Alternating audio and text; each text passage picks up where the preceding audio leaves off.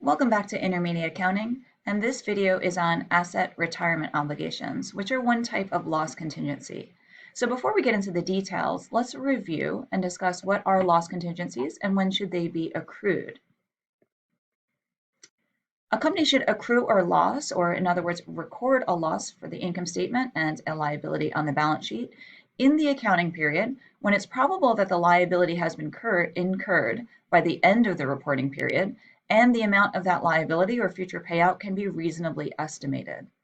In addition, information about the loss contingency should also be disclosed in the footnotes to the financial statements. Now let's look at the details of asset retirement obligations, which are a type of environmental liability.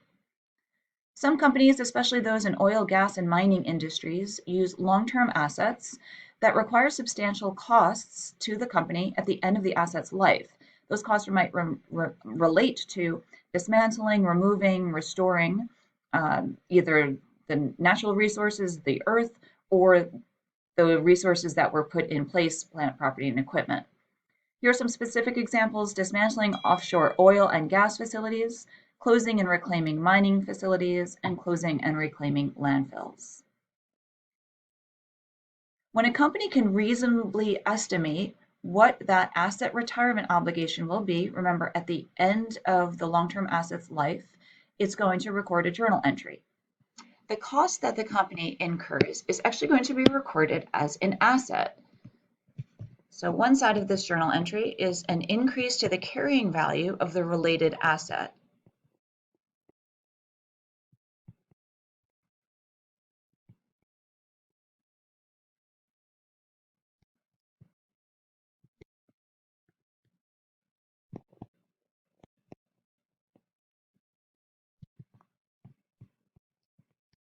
And the other side of this journal entry is going to be a liability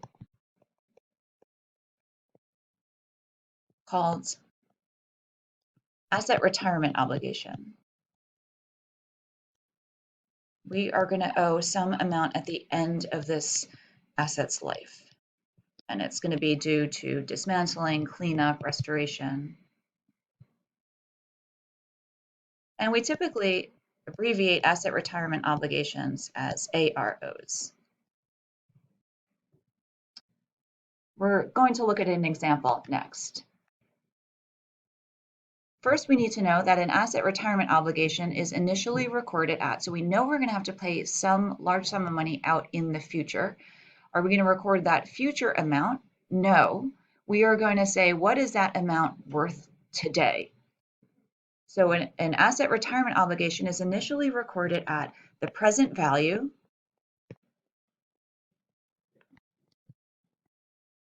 of the expected future cost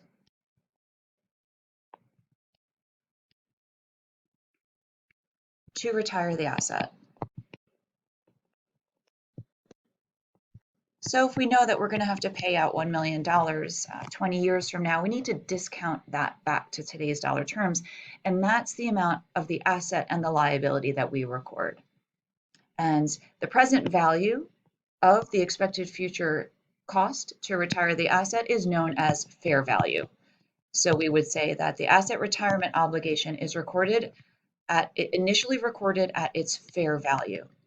So let's take a look at an example. If Big Oil Company estimates that it will need to pay $1 million to dismantle a drilling platform at the end of 5 years from today, and Big Oil uses a discount rate of 3%, the present value of the cost is equal to, well, how do we calculate the present value? We take the future value and divide it by 1 plus the discount rate to the exponent of the number of years.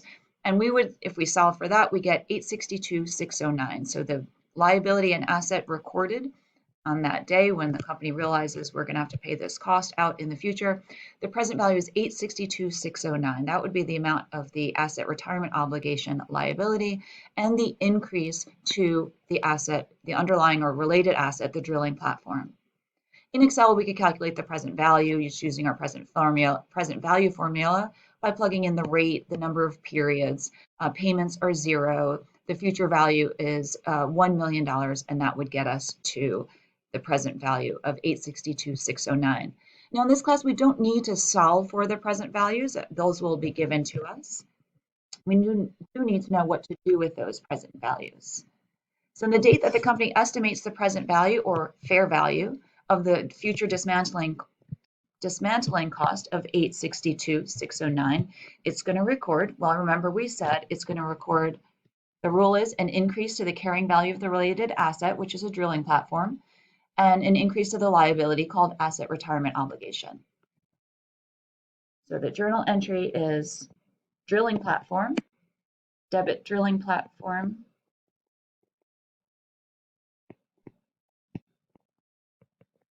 at the fair value or the present value of that future cash flow, cash outflow.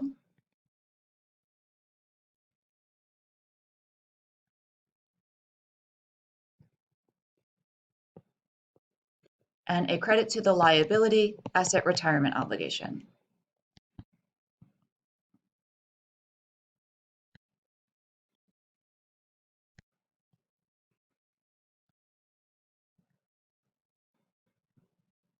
And really important to remember that this is a liability account.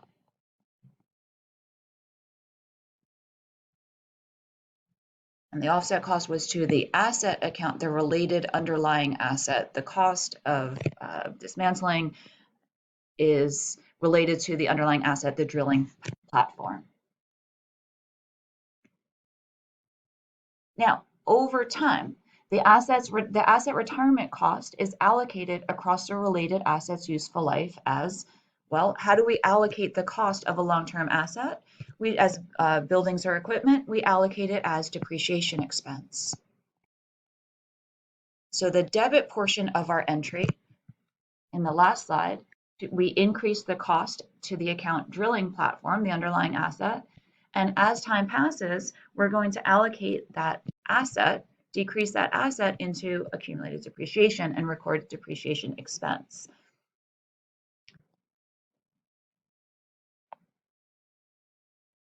And it's typically done using the straight line method. So what would our calculation be? Our initial asset retirement obligation at the present value or fair value is 862,609.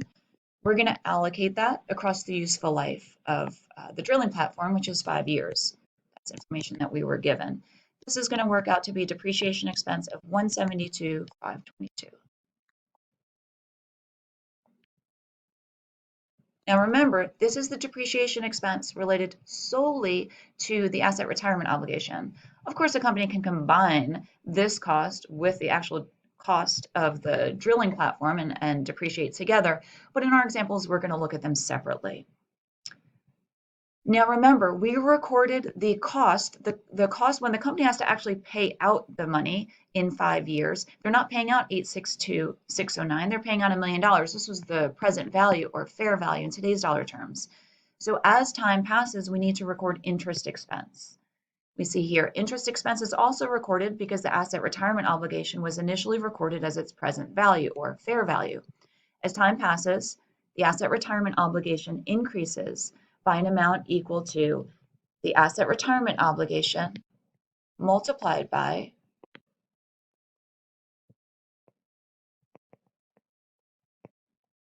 the company's discount rate, and we'll be given that discount rate.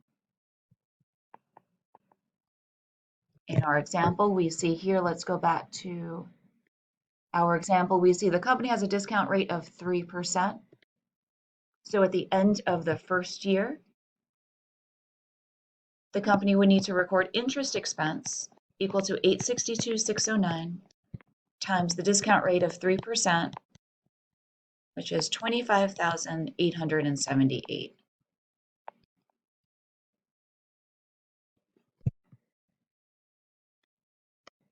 So 2 entries are booked. This is for our notes. This is the general information. Just to summarize what we did on the last slide, 2 entries are booked annually to record the cost of the asset retirement obligation.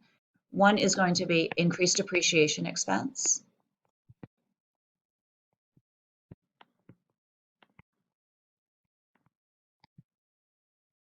And of course, accumulated depreciation.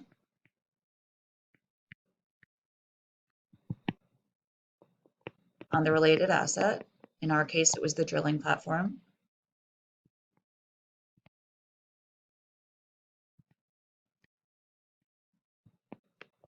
And then the second entry is to increase interest expense or record interest expense.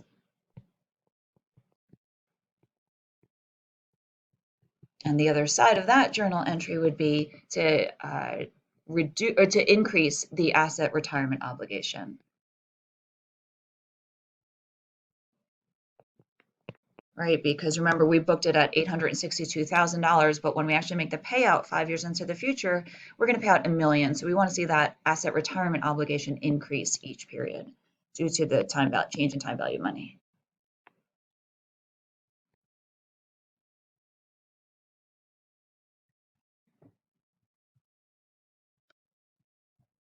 When the asset retirement obligation is settled at the end of the asset's useful life, there might be a difference between the actual amount paid out. Remember, when the company first said, we think we're going to have to pay out $1 million in 5 years, that was an estimate. We don't know exactly what's going to be paid out. Whatever the difference is between that estimate that we've been recording throughout the 5 years and what we actually pay out, that difference is recorded as a gain or loss.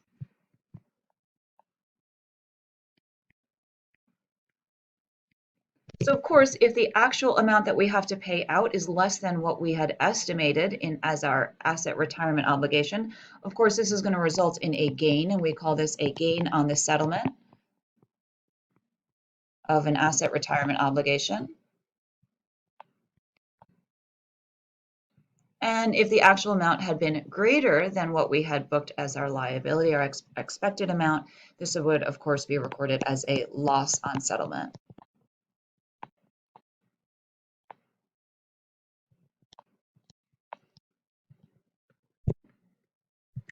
Let's take a look at a second example. On January 1st, 2020, Wildcat Oil Company erected an oil platform in the Gulf of Mexico. Wildcat is legally required to dismantle and remove the platform at the end of its useful life, which is estimated to be 5 years. Wildcat estimates the dismantling and removal will cost $1 million. Based on a 10% discount rate, the fair value of the asset retirement obligation is estimated to be $620,920. Now, what we see here, this is a present value factor, which we are given. We don't need to calculate. Again, we don't need to calculate the fair value. It will be given to us. We can just take it to work our example. So when the company initially makes its estimate of what the present value or fair value of that expected future obligation is going to be, the company is going to record an increase in the underlying asset or the related asset, which in this case, again, we have a drilling platform. So we're going to debit the asset drilling platform at its present value, also called the fair value, $620,920, and we record the increase to the liability account asset retirement obligation.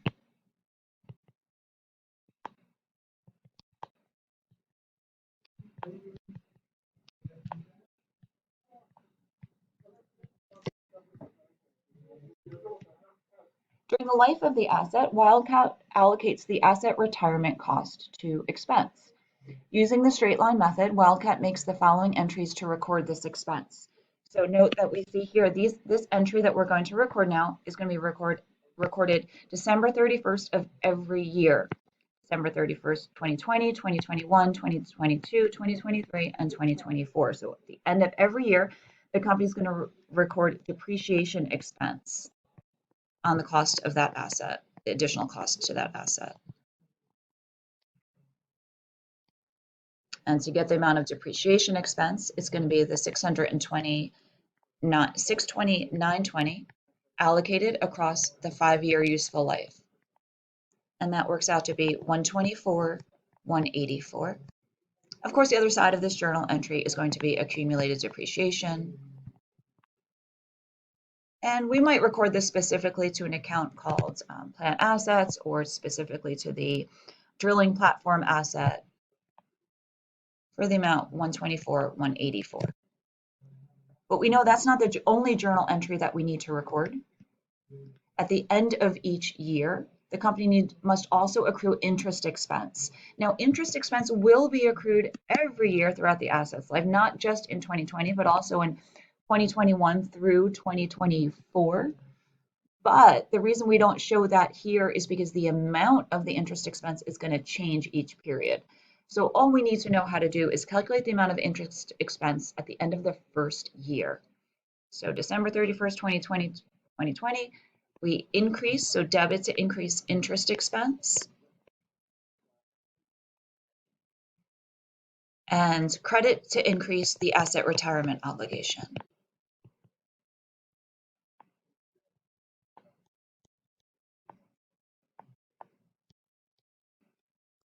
And remember how we calculate the amount of the interest expense.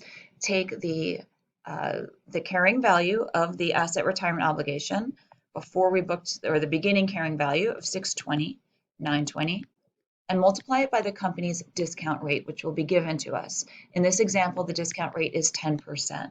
So interest expense 62,092. And we increase the asset retirement obligation by the same amount, 62,092. Interest expense, again, would be recorded at the end of every year, 2021 through 2024, but the amount differs. Again, we only need to know how to record the amount of interest expense at the end of the first year. Last transaction related to this is on January 10th, 2025, the end of the 5-year period. Wildcat contracts with Rig Reclaimers, Inc. to dismantle the platform at a contract price of $995,000. So remember, the company is estimating that it's going to cost them $1 million. They booked that liability. That over time, as we've recorded the increase in the interest expense and increase into the asset retirement obligation, we're going to get it all the way up to the full $1 million we initially estimated. But then we actually make payment, it's 995. So at the end of the period, are we going to record a gain or loss? Well, if we were expecting to pay out 1 million and we only had to pay out 995,000, we're going to record at the end of the settlement of the asset retirement obligation, we are going to record a gain. Remember, what we're doing here is we're paying out cash. So I'm crediting cash. I'm jumping right into my credit of cash for 995,000. That's what we're paying out to Rig Reclaimers. We want to take off of the books the asset retirement obligation,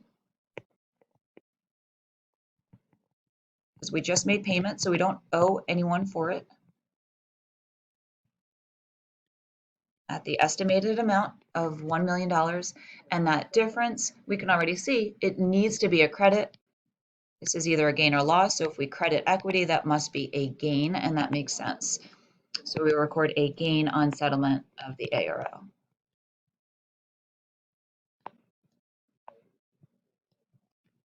And that concludes our video on asset retirement obligations.